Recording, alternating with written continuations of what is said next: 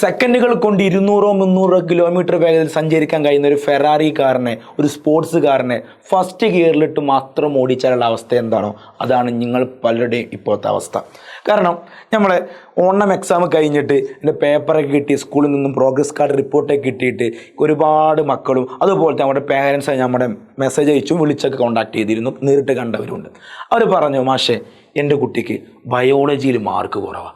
എന്താണെന്നറിയില്ല, ഫിസിക്സിൽ മാർക്കുണ്ട്, കെമിസ്ട്രിയിലും മാത്സിലടക്കം നല്ല മാർക്കുണ്ട് പക്ഷേ എന്തോ ബയോളജിക്ക് മാർക്ക് കുറവാണ്. 1-2 മക്കളാണെങ്കിൽ നമ്മൾ എന്ത് ചെയ്യാം, അത് ഒഴിവാക്കുമായിരുന്നു. പക്ഷേ ഒരുപാട് മക്കൾക്ക് ബയോളജി എന്താ അറിയില്ല, മാർക്ക് സ്വല്പം കുറഞ്ഞു പോയിട്ടുണ്ട് അല്ലേ. ഫിസിക്സും കെമിസ്ട്രിയും എനിക്ക് ഇത്ര സങ്കടം ഉണ്ടാവില്ലായിരുന്നു, പക്ഷേ നമ്മൾ ബയോളജി പറ്റി ഇങ്ങനെയല്ല സാർ വിചാരിച്ചത് അല്ലേ, എന്നിട്ട് മാർക്ക് കുറഞ്ഞു. എൻ്റെ മക്കളോട് ആദ്യം പറയാനുള്ളത് ആ വിചാരം മാറ്റണം എന്നുള്ളതാണ്.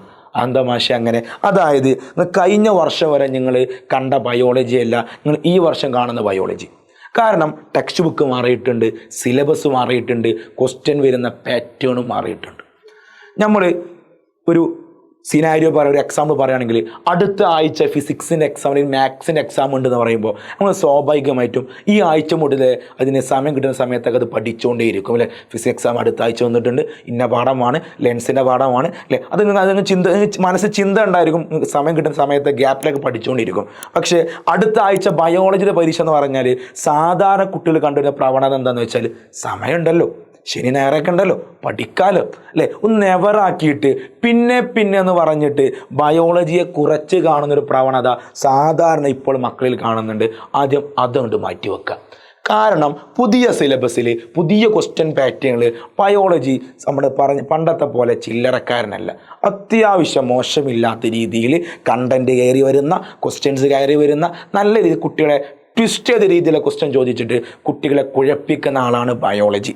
അപ്പോൾ നമ്മൾ സാധാരണ ഫിസിക്സും കെമിസ്ട്രിയും മാത്സൊക്കെ എങ്ങനെയാണോ പഠിക്കുന്നത് അതേപോലെ പ്രിവിലേജ് ആർക്കും കൊടുക്കുക, ബയോളജിയും കൊടുക്കുക. ഞാനതൊക്കെ പറയുന്നത് ബയോളജിയിൽ മാർക്ക് കുറഞ്ഞ മക്കളോടാണ്. കാരണം ബയോളജി എന്ന് പറഞ്ഞാൽ ചില മക്കൾക്ക് ഭയങ്കര ഇഷ്ടമായിരിക്കും. കാരണം അവരെന്ന് പറഞ്ഞാൽ നല്ല രീതിയിൽ കാണാതെ പഠിക്കാനും പെട്ടെന്ന് തന്നെ കാര്യങ്ങളെ ഗ്രഹിക്കാനും സാധിക്കുന്ന മക്കളാണ്. അവർക്ക് ബയോളജി ഭയങ്കര ഇഷ്ടമായിരിക്കും. ചില മക്കൾക്ക് ബയോളജി ഭയങ്കര ദേഷ്യമാണ്. കാരണം എന്താ, അവരുടെ മൈൻഡ് ക്രിയേറ്റീവ് മൈൻഡ്, ലോജിക്കൽ മൈൻഡാണ്. അവർക്കൊന്നും ലോജിക്ക് അപ്ലൈ ചെയ്യുന്ന മാത്സിനെ പോലത്തെ അല്ലെങ്കിൽ ഫിസിക്സിനെ പോലത്തെ ലോജിക്ക് അപ്ലൈ ചെയ്യേണ്ട രീതിയിലെ ക്വസ്റ്റ്യൻസും കാര്യങ്ങളും ഇഷ്ടം. അവർക്ക് സ്വാഭാവിക ഫിസിക്സ് ഇഷ്ടമായിരിക്കും, അവർക്ക് ബയോളജി ദേഷ്യമായിരിക്കും. അങ്ങനത്തെ മക്കൾ സാധാരണ രീതിയിൽ ബയോളജിക്ക് മാർക്ക് കുറഞ്ഞ് കാണാറുള്ളത്. നിങ്ങൾ ചെയ്യേണ്ട കാര്യം എന്താ വെച്ചാൽ, ഒന്ന് ഇഷ്ടപ്പെട്ടിട്ട് ഒന്ന് ചേർത്ത് പിടിച്ചുകൊണ്ട് ആരെ പഠിക്കുക, ബയോളജിയെ പഠിക്കുക. ഇപ്പോൾ പണ്ടത്തെ പോലെ നമ്മൾ കുറേ കാണാതെ പഠിക്കുന്നതിനും മാറിയിട്ട് ബയോളജിയിലും നല്ല രീതിക്കുള്ള ക്രിയേറ്റീവ് ക്വസ്റ്റ്യൻസ് വരാൻ തുടങ്ങിയിട്ടുണ്ട്. പിന്നെ ശ്രദ്ധിക്കേണ്ട ഒരു കാര്യം എന്താ വെച്ചാൽ, നിങ്ങൾ പഠിക്കുന്ന സമയത്ത് നമ്മൾ സ്കൂളൊന്നും അല്ലെങ്കിൽ ട്യൂഷനൊന്നും എത്തുന്നിട്ടുള്ള അല്ലേ ആ നോട്ടുകൾ മാത്രം പഠിച്ചു പോകുന്ന പ്രവണത അവസാനിപ്പിക്കുക.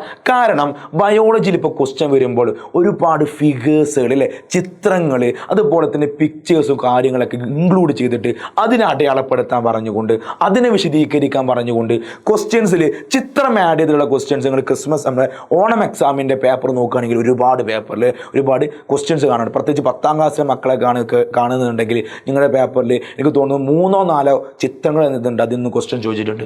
അപ്പോൾ ചിത്രങ്ങൾക്ക് പ്രിവിലേജ് കൊടുക്കണം. കാരണം നമ്മൾ നോട്ട് ബുക്ക് പഠിക്കുകയാണെങ്കിൽ സ്വാഭാവികമായിട്ട് നോട്ടിൽ നമ്മൾ ചിത്രം വരയ്ക്കില്ല, അത് ടെക്സ്റ്റ് ഉണ്ടല്ലോ നോക്കാമെന്ന രീതിയിൽ നമ്മൾ നോട്ട് ചെയ്താറുള്ളത് അല്ലേ. അപ്പോൾ നോട്ട് ബുക്ക് മാത്രം പഠിച്ചു പോകണമെങ്കിൽ നമ്മൾ ചിത്രം ഒഴിവാക്കാൻ സാധ്യതയുണ്ട്. മൂന്നാമത്തെ എൻ്റെ പോയിന്റ് എന്ന് പറഞ്ഞാൽ, നല്ല തറോ ആയിട്ട് എന്ത് ചെയ്യുക, ടെക്സ്റ്റ് ബുക്ക് വായിക്കാം. കാരണം ടെക്സ്റ്റ് ബുക്ക് വൃത്തിക്ക് വായിച്ചാൽ ഇനി അങ്ങോട്ട് ബയോളജി നമുക്ക് വൃത്തിക്ക് നേരിടാൻ പറ്റുള്ളൂ.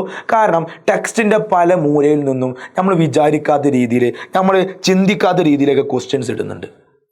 ഓക്കെ, അപ്പോൾ നമ്മൾ സാധാരണ ഇമ്പോർട്ടൻ്റ് കാര്യങ്ങൾ മാത്രമേ നമ്മൾ നോട്ട് ബുക്ക് എഴുതാറുള്ളൂ അല്ലേ. അപ്പോൾ ഇമ്പോർട്ടൻ്റ് അല്ലാന്ന് കരുതിയിട്ട് മാറ്റി വെക്കുന്ന കാര്യങ്ങൾ പോലും ക്വസ്റ്റ്യൻസ് ആയിട്ട് വരികയും കുട്ടികളെ വെള്ളം കുടിപ്പിക്കുന്ന രീതിയിൽ ചെയ്യുന്ന ക്വസ്റ്റ്യൻസ് വരുന്ന രീതിയും പ്രവണത ഇപ്പോൾ കണ്ടുവരുന്നുണ്ട്. നമ്മൾ ഓണം എക്സാം പേപ്പർ നമ്മൾ അനലൈസ് ചെയ്യുമ്പോൾ അങ്ങനെയാണ് മനസ്സിലാക്കുന്നത്. അവസാനം എനിക്ക് പറയാനുള്ള പോയിന്റ്, നിങ്ങൾ സ്വന്തമായിട്ട് എന്ത് ചെയ്യുക, നിങ്ങളെ തന്നെ ഒരു കോഡും നിങ്ങളുടെ രീതിയിൽ മൈൻഡ് പേപ്പർ സെറ്റ് ചെയ്യുക അല്ലേ. നിങ്ങൾ ഇന്ന കാര്യം പഠിക്കുമ്പോൾ ഇന്ന കാര്യം ചെയ്തിട്ട് ഇത് പഠിക്കാൻ വളരെ സിമ്പിളായിട്ട് നമുക്ക് എന്ത് ചെയ്യാം അല്ലേ, ഇന്ന കോഡ് ഉപയോഗിക്കാം അല്ലേ, അല്ലെങ്കിൽ ഇത് പഠിക്കാം, ഇന്ന കാര്യം ഓർത്താൽ മതി. നിങ്ങൾ എന്ത് ചെയ്യുക, നിങ്ങളുടെ രീതിക്ക് നിങ്ങളൊരു കോഡ് ഉണ്ടാക്കുക. നിങ്ങൾ എന്ത് ചെയ്യുന്നു, നിങ്ങളുടെ അനിയന്മാർക്കോ അല്ലെങ്കിൽ മറ്റൊക്കെ പഠിപ്പിച്ച് കൊടുക്കുന്ന ഒരു ടീച്ചറാണെന്ന് സ്വന്തം വിചാരിച്ചുകൊണ്ട് അവർക്ക് വളരെ സിമ്പിളായിട്ട് ഇതെങ്ങനെ പഠിപ്പിച്ചു കൊടുക്കാം. അത് നമ്മൾ ഉപയോഗിക്കുന്ന കോഡുകൾ എന്തൊക്കെ ആയിരിക്കും, അത് നിങ്ങൾ സ്വന്തമായിട്ടൊരു കോഡും ഒരു മൈൻഡ് മാപ്പും സെറ്റ് ചെയ്യുക അല്ലേ. എവല്യൂഷൻ ഇങ്ങനെ പോകുന്നു, അല്ലെങ്കിൽ മസിൽ സെല്ല് ഇന്ന സെല്ലുകളാണുള്ളത്, അല്ലെങ്കിൽ ടിഷ്യൂ പറയുന്നു, സെല്ല് പറയുന്നു, ഇന്ന സെല്ലുകൾ ഇന്ന സെല്ല് ഇന്ന പ്രത്യേകതയാണ്. നിങ്ങൾ സ്വന്തമായിട്ട് നിങ്ങൾ നോട്ട് നോക്കി നിങ്ങളൊരു മൈൻഡ് മാപ്പ് വരക്കാം. എന്നിട്ട് എന്ത് ചെയ്യുക, പഠിച്ചാൽ വളരെ സിമ്പിളായിട്ട് നിങ്ങൾക്ക് പഠിക്കാൻ വേണ്ടി പറ്റും. ബയോളജി മക്കളെ ഒരിക്കലും പ്രശ്നക്കാരനല്ല. ഏതൊക്കെയോ മക്കൾ പരീക്ഷ കഴിഞ്ഞ് പോയിട്ടുണ്ടോ അവർക്ക് എല്ലാവർക്കും പ്രിയപ്പെട്ട ബയോളജിയാണ്. നിങ്ങളിപ്പോൾ പറഞ്ഞ് വലിച്ചു കയറുന്ന അല്ലെ ഇഷ്ടപ്പെടുന്നില്ല എന്ന് പറഞ്ഞ് മാറ്റി വെക്കുന്ന ബയോളജി. കാരണം നിങ്ങൾ എന്തൊക്കെയോ ചില തെറ്റുകൾ പഠിക്കുന്ന സമയത്ത് വരുത്തിയിട്ടുണ്ട്. ഈ 4 പോയിന്റുകൾ വെച്ച് എന്ത് ചെയ്യുക, ശ്രദ്ധിക്കുക. ഒന്നാമത്തെ പോയിന്റ് എന്താണ്, നിങ്ങൾ ടെക്സ്റ്റ് ബുക്ക് മാത്രം എന്ത് ചെയ്യുക, വായിച്ച് പഠിക്കുക. നോട്ടുക്ക് ഉണ്ടെങ്കിൽ നോട്ടുക്ക് വായിക്കണം, കൂടെ തന്നെ എന്ത് ചെയ്യുക, ടെക്സ്റ്റും പഠിക്കണം. മാറ്റി വെക്കുന്ന പ്രവണത മാറ്റി എന്ത് ചെയ്യുക, കൃത്യമായ രീതിയിൽ ഇടവേളയിൽ നമ്മുടെ ബയോളജിയും കൂട്ടത്തിൽ കൂട്ടിയിട്ട് പഠിക്കുക. പിന്നെ മൈൻഡ് മാപ്പും അതുപോലെ തന്നെ നിങ്ങൾ ചിത്രങ്ങളൊക്കെ നോക്കിയിട്ട് പഠിക്കണം അല്ലേ. കോഡുകളും സെറ്റ് ചെയ്ത് വെക്കുക. ഈ 4 പോയിന്റുകൾ ഇമ്പോർട്ടൻ്റ് ആയിട്ട് ബയോളജി പഠിക്കുന്ന സമയത്ത് ശ്രദ്ധിക്കാറുള്ളത്. എല്ലാവർക്കും നല്ല മാർക്ക് കിട്ടട്ടെ. അതുപോലെ ഒരു കാര്യം ഓർമ്മപ്പെടുത്താണത്, ജ്യൂപോർട്ടിൻ്റെ പ്രീ ബൂസ്റ്റർ ബാച്ച് ഇപ്പോൾ സ്റ്റാർട്ട് ചെയ്തിട്ടുണ്ട്. ആർക്കെങ്കിലും ജോയിൻ ചെയ്യണമെന്നുണ്ടെങ്കിൽ നേരെ താഴെ പോകുന്ന നമ്പർ ഉണ്ടല്ലോ, ജസ്റ്റ് ഒരു മെസ്സേജ് കേട്ടോ. ഇനി എന്നോട് എന്തെങ്കിലും ചോദിക്കണം പറയണമെന്ന് ഡൗട്ട് മറ്റേ തീർക്കാനൊക്കെ ഉണ്ടെങ്കിൽ നേരെ വന്നോളൂ. മുഞ്ചത് _മാസ് എന്നുള്ള എൻ്റെ ഇൻസ്റ്റാഗ്രാം ഐ ഡി കേട്ടോ. അപ്പോൾ എല്ലാവർക്കും ഓൾ ദി ബെസ്റ്റ് ആൻഡ് പൊളിക്കണം. നമുക്ക് എന്ത് ഡൗട്ടിന് ചോദിച്ചോ, ഫുൾ നമ്മൾ സെറ്റ് ആക്കും. സെറ്റ്.